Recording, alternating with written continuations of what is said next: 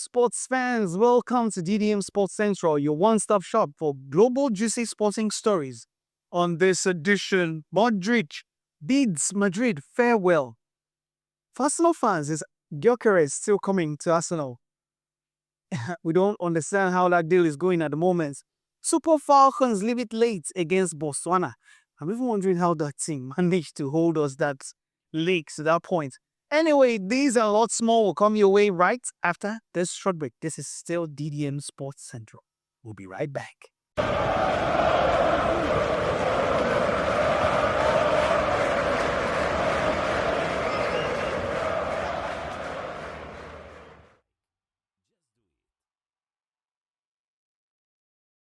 Welcome back.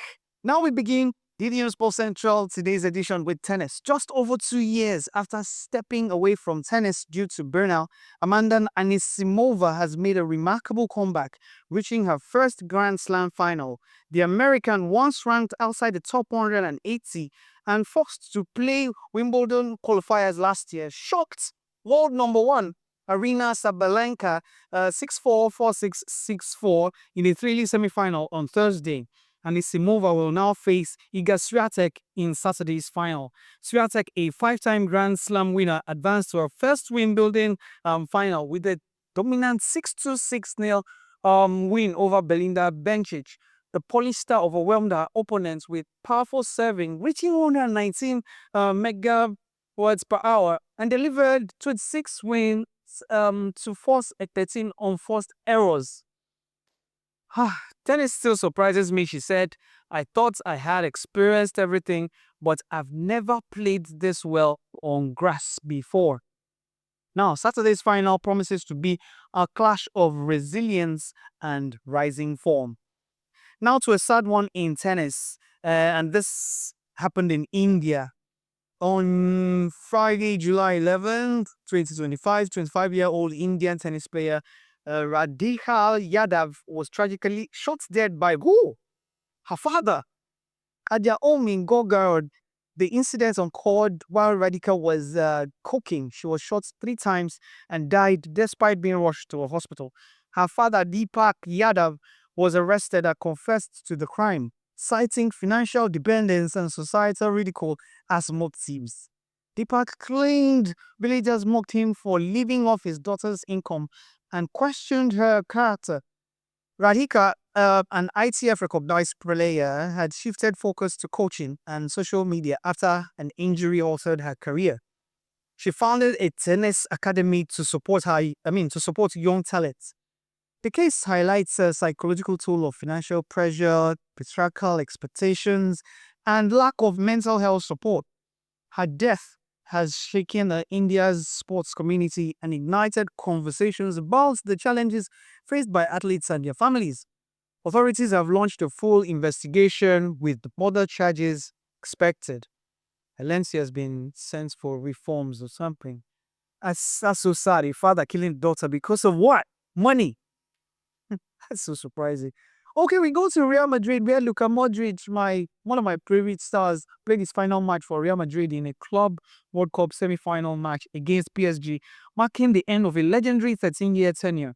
At 38, the Croatian midfielder reflected on a career filled with triumphs and growth, describing his time at the club as unforgettable. In a heartfelt message, he thanked the club president, Florentino Perez, noting the emotional bond they shared and Perez's key role in his journey. Modric highlighted winning La Decima in 2014 as his most defining moment, calling it the beginning of Real Madrid's recent dominance. With 597 appearances and 6 Champions League titles, Modric leaves behind a lasting legacy defined by class, leadership, and professionalism. As he begins a new chapter with AC Milan, his influence at Real Madrid remains undeniable. Modric departs not just as the champion, but as one of the most respected and loved figures in the club. Yeah, I like the guy. We go to Arsenal. This is not one news that Arsenal fans will want to hear. Victor Gyokeres' proposed transfer from Sporting CP to Arsenal is close to collapsing after talks between the clubs broke down. Despite Arsenal's sporting director Andrea Berta traveling to Lisbon to finalize the deal, no agreement was reached and communication has since ceased. Arsenal's offer of £65 million upfront plus £15 million upfront in add-ons were rejected, with Sporting demanding £70 million guaranteed and an additional £10 million in variables. Arsenal, who are now reconsidering the deal, and somehow I don't know how they want to end it. Gyokeres is eager to join Arsenal and has skipped pre-season training to force the move, even offering to take a pay cut. The striker was initially told a 60 to 70 million fee will be accepted, adding further tension to the stalled talks. Now, Arsenal increased its bid. The transfer is unlikely to happen based on the silence, despite strong interest from the player and extensive negotiations since middle of June. I don't know how Arsenal fans are feeling right now, but I hope that this deal pulls through so that they have one of the finest strikers in Europe playing for them. Now we come back home and the Super Falcons left it late. They needed a late-minute goal to beat resilient Botswana in their second game of Group B in the ongoing WAFCON. Although the team had some lapses, the Botswana team also have their goalkeeper to thank for the scoreline. Echegini for the Super Falcons, who came on as a substitute for Abiodun in the second half, was fantastic. And she combined beautifully with Okoronkwo, who laid the ball well for Hazelwood to score in the 88th minute.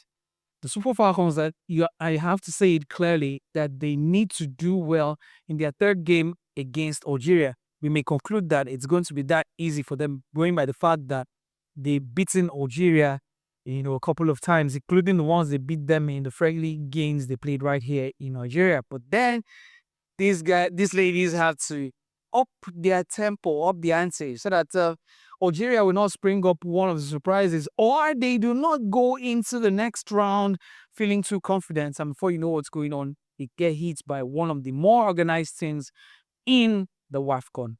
And with that, we have come to the end of today's edition of DDM Sports Central. We hope that you will not forget to like, share, and comment on our social media handle and subscribe to our social media and our YouTube channel, DDM TV, most especially DDM Sports. You subscribe to DDM Sports so that you get up-to-date information on global sporting stories. Until I come your way again with another round or another edition of Juicy Sporting Stories, I remain your host with the sparks. Gochuku, to have a lovely and sporty day ahead. Bye for now.